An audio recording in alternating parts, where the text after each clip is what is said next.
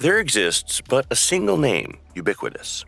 Its rumblings reverberating soundly in the heavens, that has weathered years, science, and evolving global threats. The B-52 Stratofortress.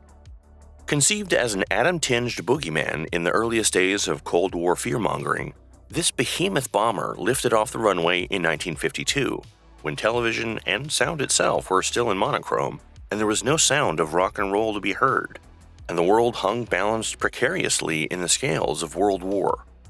What was born as a strategic nuclear weapon of deterrence has evolved to be the longest-running and most versatile bomber aviation can provide.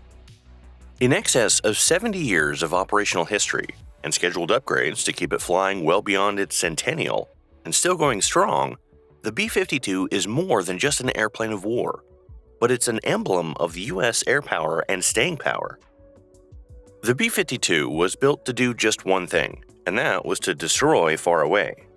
Describing the American aircraft, it's 159 feet and 4 inches long, and 185 feet across, and 40 feet 8 inches tall. Its top takeoff weight is an incredible 488,000 pounds. Its cruising speeds can be as much as 650 miles an hour at heights of well in excess of 50,000 feet, and can fly as far as 8,800 miles between refuelings. Its crew of 5 is comprised of an aircraft commander, pilot, radar navigator, and electronic warfare officer, and each of them makes an invaluable contribution to the defense of this flying fortress. But what really earns the B-52 Apex Predator status is its phenomenal weapons and payload flexibility. The Stratofortress can carry as much as 70,000 pounds of ordnance and unleash colossal firepower to annihilate any kind of target. Its weapons list has precision-guided capability like JDAM, in-flight launched cruise missiles like the AGM-86B, standoff weapons like the AGM-158 JASOM, cluster bomb, gravity bombs, harpoon anti-ship missiles, and even nuclear warheads. New hypersonic missiles added to its roster will then elevate it to an even higher strategic level of capability to attack hardened targets at never-before-seen distances. Pretty much, the B-52 is far less of a bomber, but it's rather a global strike-capable platform to bring unrelenting firepower to any combat theater. To a bomber born in fear of nuclear Armageddon, the B-52 Stratofortress has proved to be far more than just an artifact of the Cold War. The B-52 has emerged as the framework of U.S. long-distance air power, with its combat history as extensive as America's recent wars. The jungles of Vietnam, Middle Eastern deserts, mountains of Afghanistan, and Asian and European deterrence missions of today's world had the B-52 providing fire, fear, and freedom with cold-blooded consistency. It was christened by fire in Vietnam. Operation Arclight, 3 innocuous-sounding words that were sheer carnage to the enemy. B-52 bombers in cells showered North Vietnamese trenches with thousands of conventional bombing ordnance. Such flights were so destructive that enemy troops gave the bomber a whispered codename, Whispering Death. One mission could strip an area like a football field to flat ground. The flights were as much an attack as psychological warfare, as dense jungle was reformed in mere seconds to burnt earth.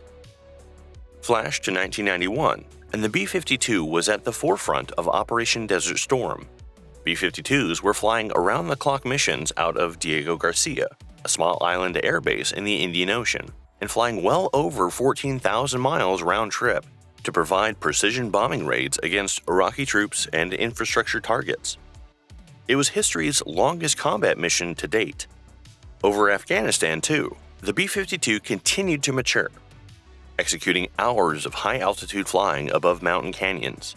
It provided close air support to troops battling the Taliban. The GPS-guided JDAM allowed it to place its bombs with surgical accuracy even where friendly troops were just meters away. The B-52s became vigilant sentries at altitude, ready to bring weapons to fighters on the ground. In spite of that, Stratofortresses have done much more than wage wars. They have deterred them as well. The B-52 flies routine deterrence missions around Europe today, especially since tensions have ratcheted up in Eastern Europe and when Russia moved to invade Ukraine. Along with its NATO allies, it sends an unambiguous message to others. America's presence is ubiquitous and her hammer at the ready. B-52s fly freedom of navigation patrols around disputed airspace of the South China Sea in the Indo-Pacific region to remind competitors, such as China, that the air is not exclusively theirs.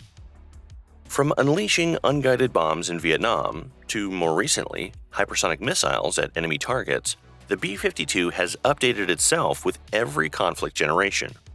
It evolves, rearms, and returns again and again. The B-52 doesn't so much write history as assemble itself, 500-pound bomb by 500-pound bomb. But even the Stratofortress has not escaped the ravages of time. As tough as its airframe has proved to be, though, things have moved on since. Therefore, the U.S. Air Force has initiated a far-reaching modernization program to make the B-52 combat effective well beyond the 2050s, and highly likely to the century mark and well beyond. The most revolutionary of these upgrades by far is the Commercial Engine Replacement Program to replace the reliable Pratt & Whitney TF-33 engines, the design of which is numerous decades old and dates as far back as the 1960s, with brand new Rolls-Royce F-130 turbofans. The engines provide improved fuel efficiency, lower emissions, higher range, and lower maintenance needs. All of these in the aircraft's traditional 8-engine configuration.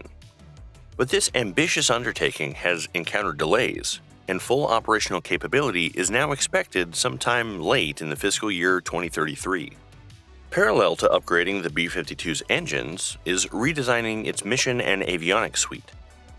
The cockpit is to be fitted with digital displays, communications links, and modern navigation gear to bring the bomber into contemporary network-centric combat.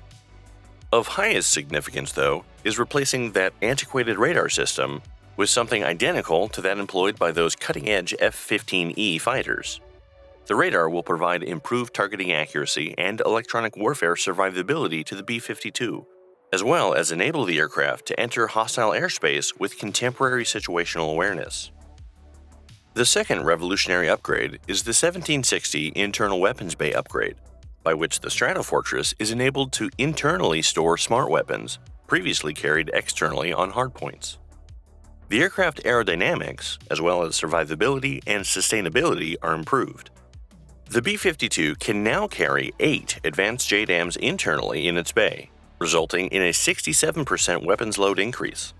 This is a living testament to the B-52's not just being rescued, but upgraded as an even deadlier and more precise weapon of war.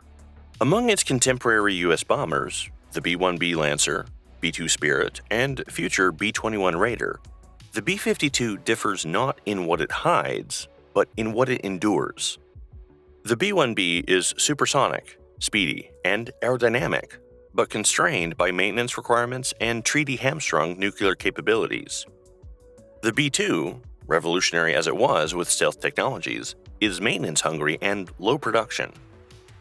The B-21 will feature cutting-edge technological advancements, but is untested and extremely costly. The B-52, by contrast, is durable, low-cost, and tested in combat.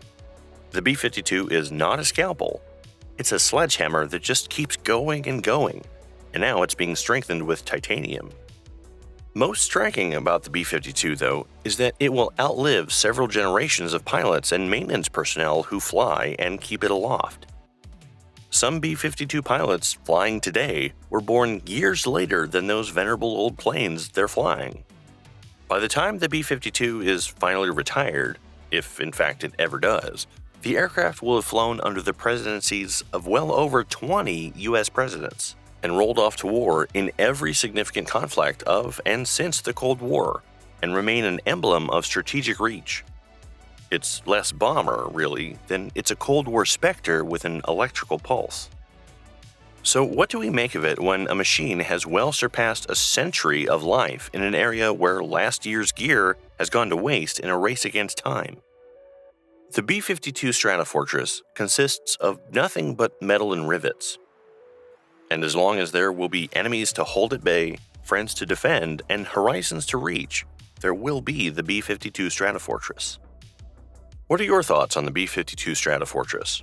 Let us know in the comments below. If you enjoyed this video, don't forget to give us a like and subscribe to Military World to get our latest videos straight to your notifications.